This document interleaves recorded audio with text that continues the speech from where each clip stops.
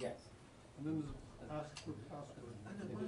انا مين عم تحكي C.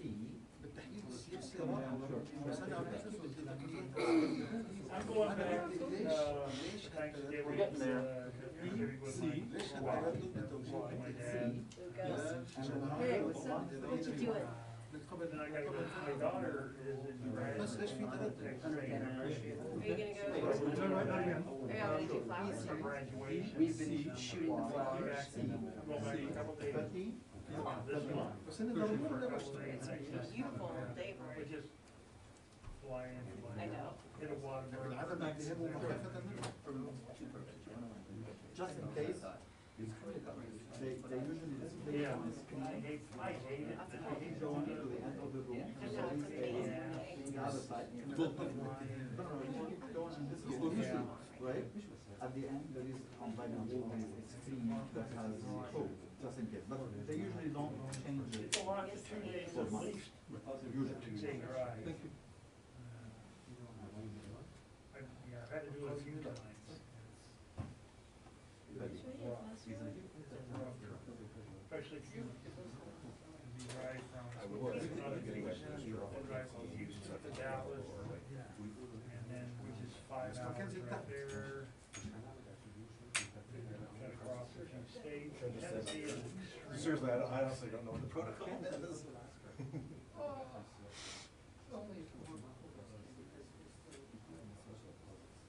Oh, shit, I didn't think about that, I'm sorry. Oh, okay. I don't, I had Pfizer both rounds, and I hear that they have Pfizer down there, which I'm hoping is the case, because my mom got the Moderna one, and she really knocked her out. Hey, yeah.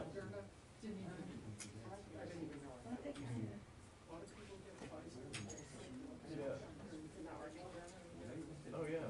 Which one did you? Pfizer, and like the second Pfizer was ink, but the third one, like I just was tired and my headache was fine. That was what I had with the second one. It was really nothing. I'm doing it at 1:15. I'll tell Barb, if I have to get a booster every week, I'm down. I don't care. Yeah. I mean, I had my 2 doses of CVS. So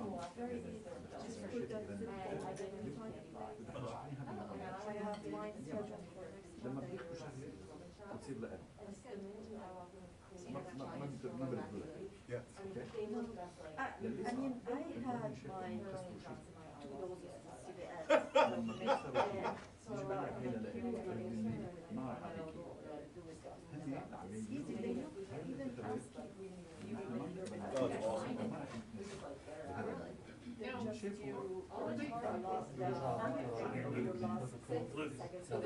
How many shows? You just want to go sit over in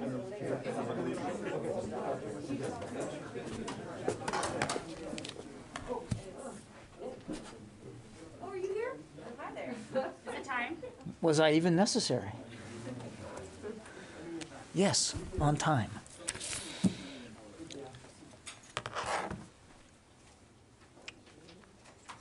See ya.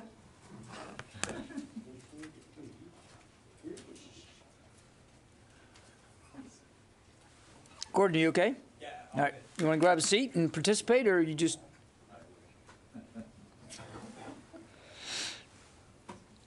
Okay. Good afternoon. Just a couple of things at the top. I think you saw the Secretary join the First Lady today at a Joining Forces event over at the White House, and he was honored to do that. Joining Forces, as you know, does a lot of wonderful things to try to help stitch together communities with the military and veteran community, particularly families, to improve their lives and to look after their needs. And today he was proud to be up there with the VA Secretary Dennis McDonough to honor children, particularly who are in families that are basically caregivers for their loved ones, for the veterans and the former troops in the household. So just a terrific experience. On that note, as you know, tomorrow is Veterans Day. The Secretary will be participating at Arlington National Cemetery and a wreath-laying event there. And there'll also be a joint service honor procession marching through the cemetery that, again, will evoke the memory of the unknown soldier funeral procession. And just as a reminder, today is the second day now where the public will be able to actually walk right up to the Tomb of the Unknown and lay flowers as well. And we encourage people who are in the Washington, D.C. area to do that.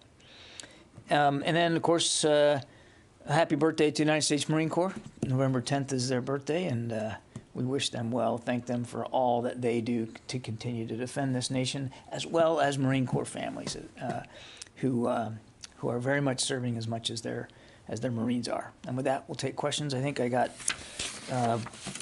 Lita on the line, yeah? Yeah, thanks, John. Can I just a quick follow-up from the other day. The Afghan pilots who left Tajikistan, can you give us an update on sort of their progress and whether, my understanding is they're coming to the United States. Do you know how or when that's going to happen, and anything on kind of where, if they've left UAE at this point? In Abu Dhabi, I mean, they arrived very early this morning. My understanding is they are still there.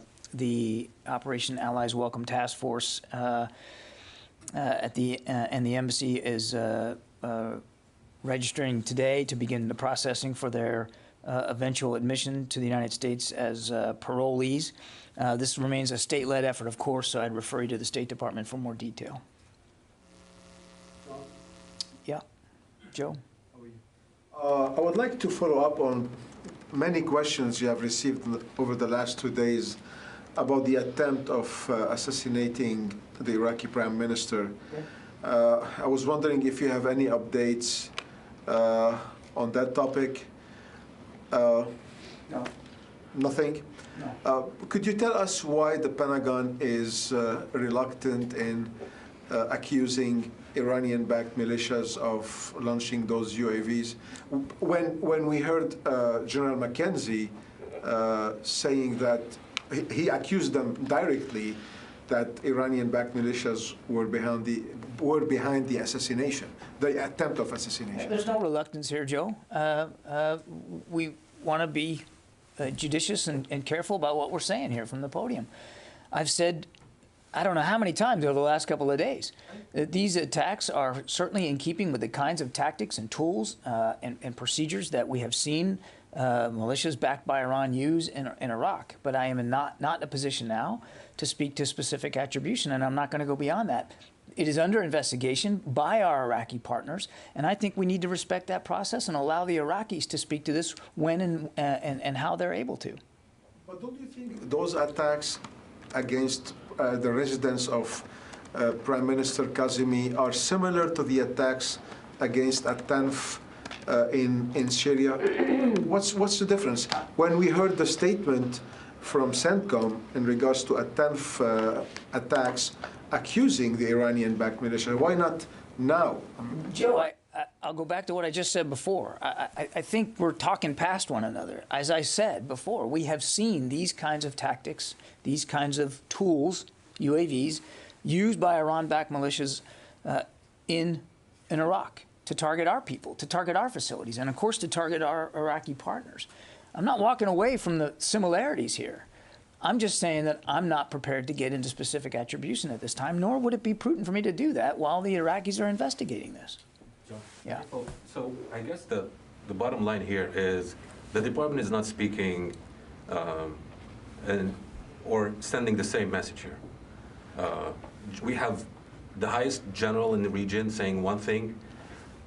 You're not saying totally something different, but not the same way. He was more, I wouldn't put it like forthcoming, but he was not prudent as much as you are.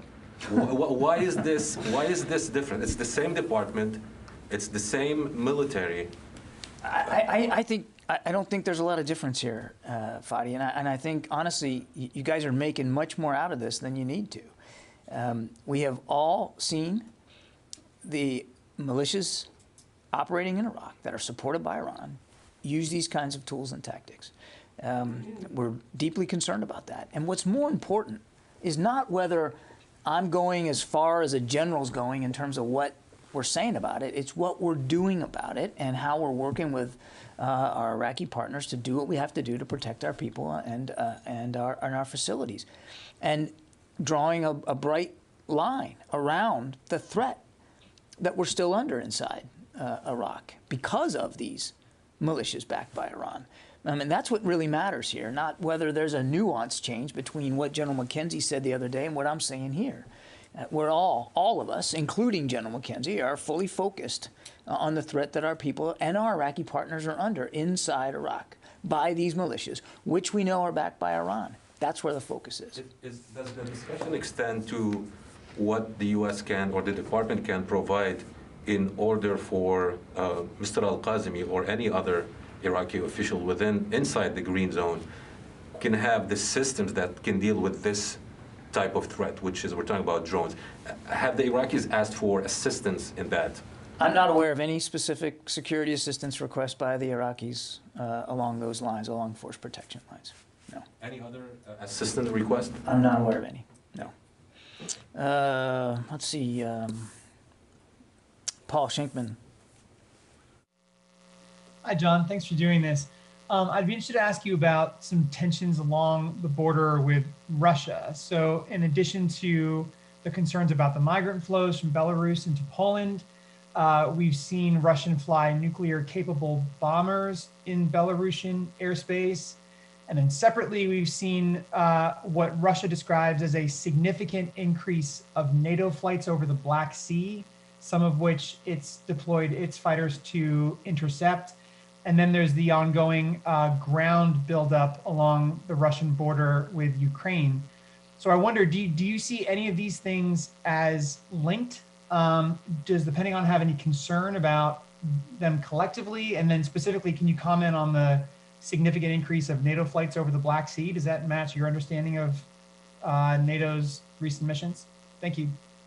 For the alliance, Paul, I'd refer you to Brussels to speak to specifics with respect to any NATO-led operations. I can tell you that as a NATO ally ourselves, and certainly unilaterally, and you've seen us do this, I mean, we will continue to fly, sail, and operate in international airspace and international waters as appropriate.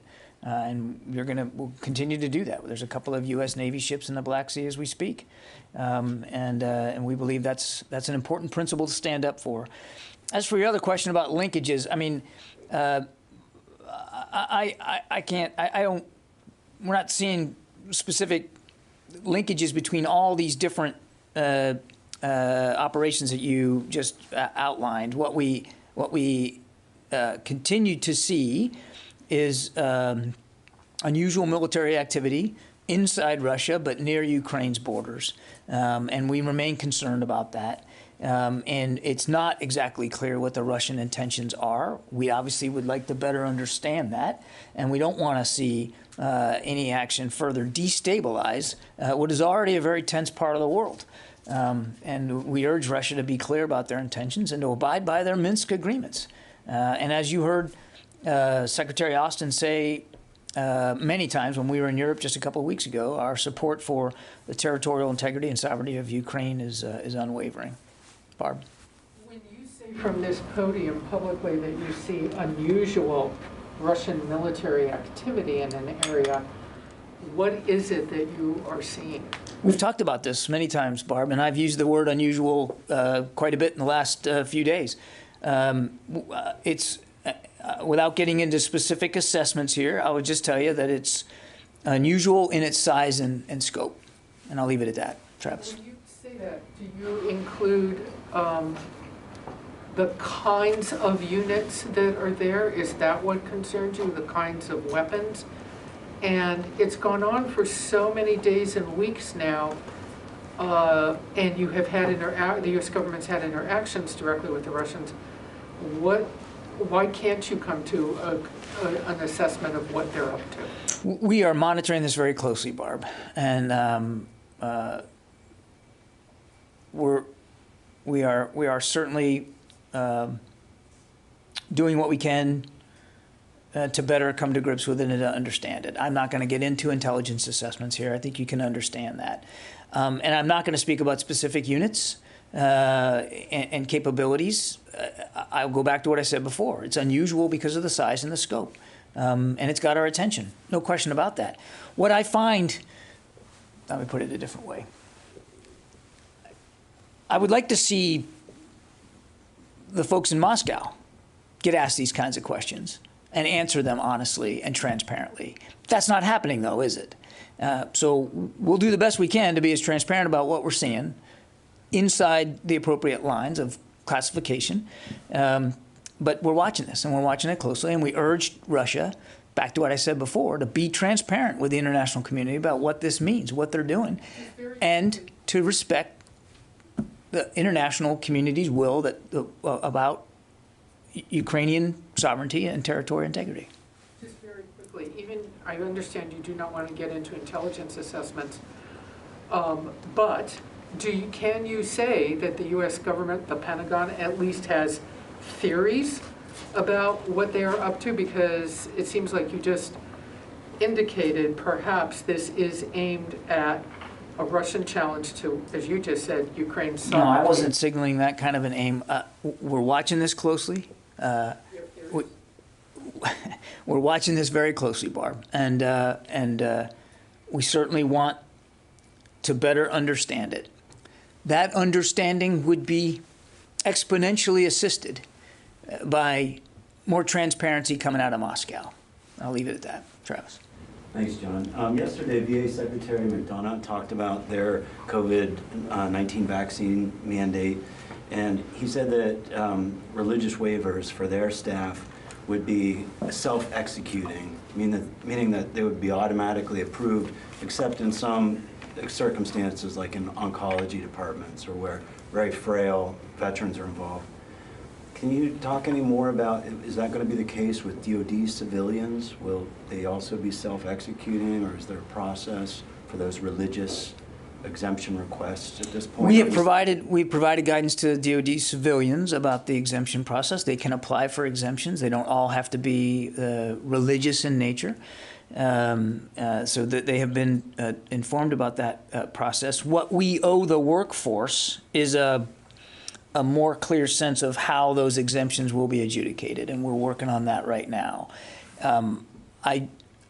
Without getting ahead of that process, I don't believe the intention is to conduct those, to adjudicate those exemptions in the same way that the VA director, VA administrator indicated that he would. But we don't know at this point whether they would be anything close to self-executing or whether there would be a review process. I believe there will be some sort of review process, an adjudication process, yes. And again, we owe some greater clarity to the workforce on that. We have given them guidance on that they can file an exemption request, and it doesn't just have to be religious-based. So they know they can do that, and there's a process for that. What we owe the workforce is greater clarity on how those exemption requests are going to be adjudicated. There will be a process for that. I think that answers your question. Yeah. Lucas. John, the climate talks in Scotland, House Speaker Nancy Pelosi appeared to agree with the comment that the U.S. military is a, quote, larger polluter than 140 countries combined. Do you agree with that statement? I haven't seen the comments by the speaker. We have been nothing but honest about the fact that we are the largest emitter here in the federal government. We know that, and that's why we're taking the climate. One of the reasons why we're taking the climate crisis so very seriously, because we are a contributor to those emissions, and we know that. In fact, the Deputy Secretary was just on a trip domestically this week to Detroit and then to New England, where she had a chance to look at some of this new green vehicular technology that we're hoping to bring online that will reduce dramatically, just on a daily basis, our emissions. So we're taking it very seriously. The other thing, Lucas, and you didn't ask this, but it's important to remind. I mean, we believe that climate change is in fact a national security threat, because not only the damage that can be done to our own facilities, but the instability and insecurity that it will cause in other places around the world, which will no doubt require U.S. military assistance going forward. If the Deputy Defense Secretary, when talking about those electric vehicles, talked about their importance. How long before the U.S. military has battery-operated fighter jets or warships? Oh, geez, Lucas, I don't have an answer for you on that one. And which is a bigger threat, the climate or China? I think we get paid to examine all the threats to our national security, and I don't know that it does anybody good to put some sort of relative analysis assessment on that. You've heard the Secretary talk about the climate as a real and existential national security threat, and it is, not just to the United States, but to countries all over the world.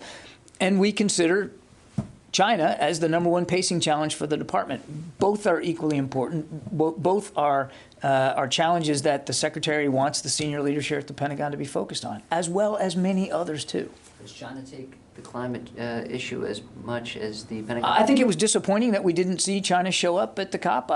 Missed opportunity because they are a huge emitter as well and a contributor to the kind of climate change that we're seeing. So the short answer to your question is they didn't show the sort of leadership on climate that they could have and should have. So if you were to rank the two, climate or China, which would it be? Lucas, I think I answered your question. Yeah.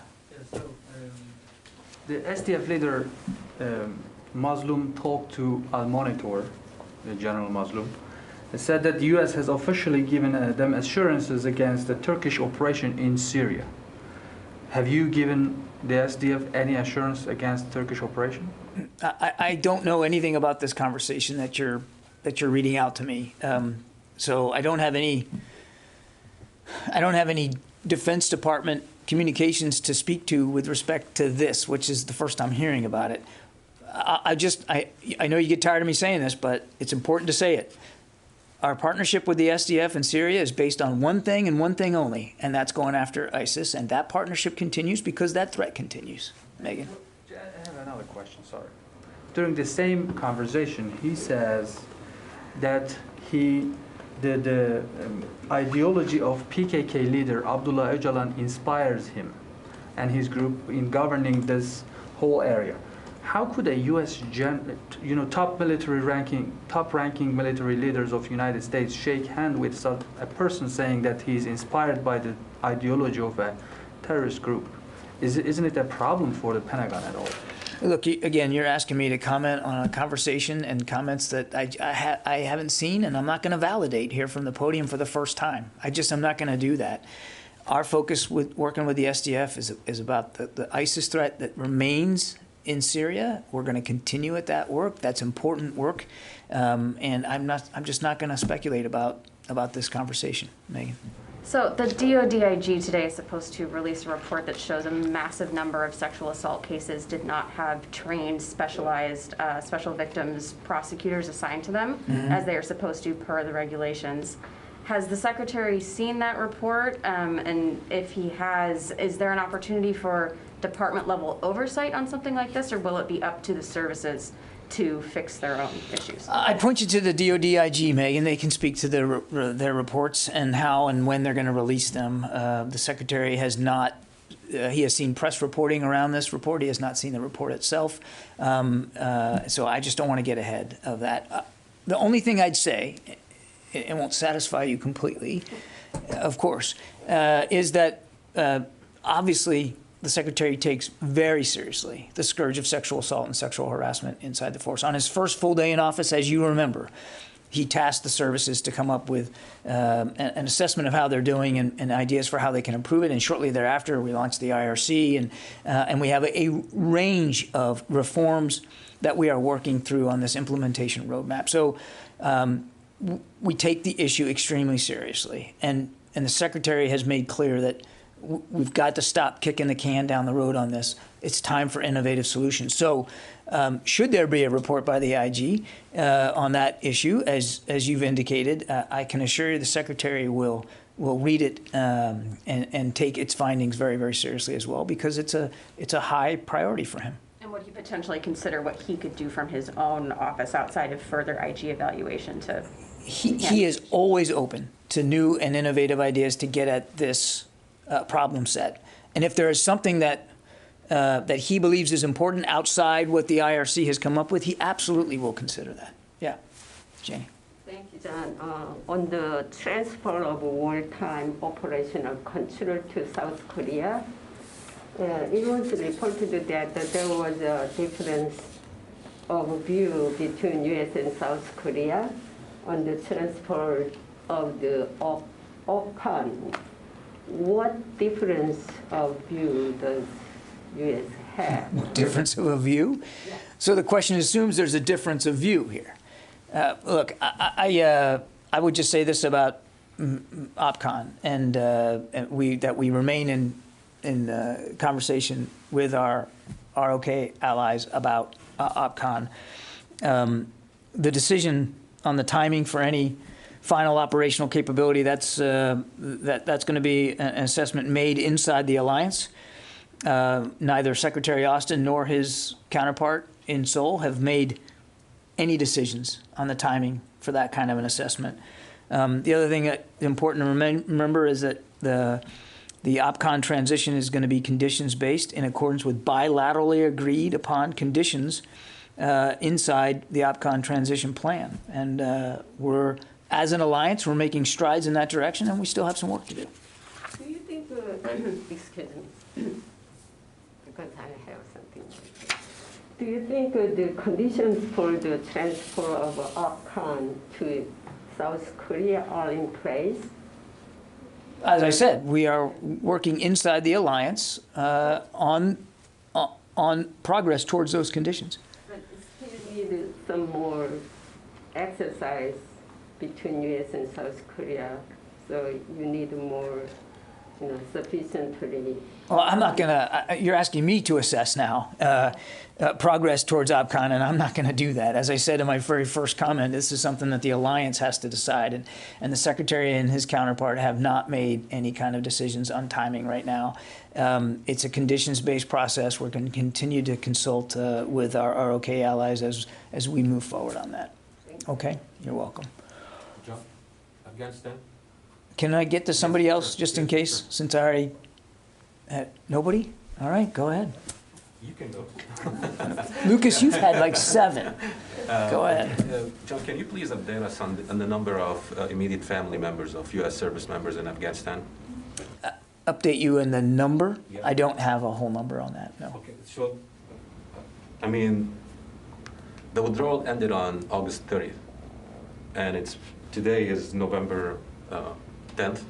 I mean, how is it possible that the department doesn't know how many immediate family members are still left I didn't say that. In Afghanistan? I didn't say we didn't know. I said I don't have a number for you. We believe it's certainly most likely in the dozens. But one of the reasons we put the memo out last week was to encourage service members to come forward. It's a dynamic thing, Fadi. I mean, you make it sound like a snap on a chalk line and boom, you got to know every number. That's not even true for American citizens. As American citizens in Afghanistan continue to come forward, because maybe they've changed their mind. Maybe they didn't want out by August 30th, and maybe now they do. And so the number has changed a little bit. We're working this as hard as we can. We take the obligation seriously to our people and to their families. And that's why we put the advisory out to the services last week, to give them a place, a portal, where they can go to put information on there that we can then share with our State Department colleagues to get them out. We're going to stay at this. I've said it before, but I think it bears repeating. The military mission in Afghanistan is over, but the mission itself to continue to get our people out of Afghanistan and back home or to their new homes in the United States is not over, and we're going to continue to work inside the interagency to do that. I understand and appreciate all of that, but the question remains. These are immediate family members of U.S. service members in Afghanistan. While many Afghans who have no relatives in the U.S. were evacuated a long time ago, the department, up until last week, did not issue a memo or consider it this issue. I mean, don't you think it's late in the process? So, don't you think this should have been a priority to begin with? It was a priority. Fadi, let me answer your question, please. No, I'm just trying to explain. I know that. I get it. But we did take it as a serious priority back then. We were working it. Just because there wasn't a memo on the streets doesn't mean that we weren't focused on it or that we weren't talking to people about it. But more and more people were coming forward and wanted help for how to organize this effort. And now that the State Department has set up an interagency process over there. We now want to more discreetly, more carefully funnel these requests and that information to the care coordinator as appropriate. So it's an ongoing process. It's somewhat iterative. We're getting better at it over time.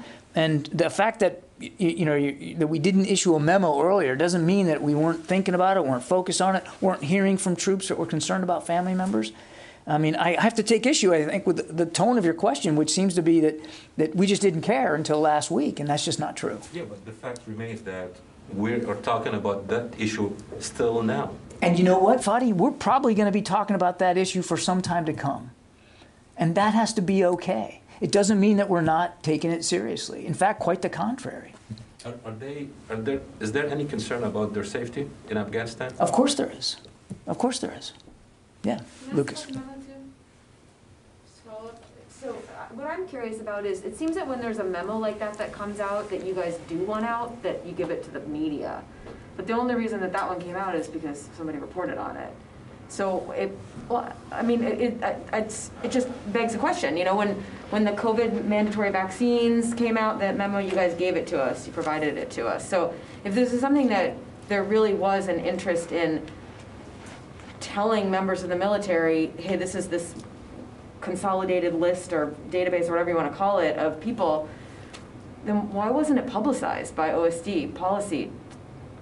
I mean, how would people even know, and service members, without it being reported by the media, that this is even an option for them? It went to the military departments who own the troops and their families, or not own them, but you know what I mean, are responsible for our troops and families, and we felt that was the best communication vehicle. I'm sorry if you don't appreciate the way we did it, and if you think if we think we could have done it better, but I'm not criticizing it. I'm asking a very specific question, which is, when there's something that you guys want out in the past and there's a memo like that written, we often get the memo. It's, hey, we're changing the policy on this, or we're providing this, and you guys provide it to us, and then we put it out there as a service to the public, right? Like we're providing information to the public, but that wasn't the case in this. So that's just my question is, was this an effort that we really did want publicized, and if so, then why wasn't it?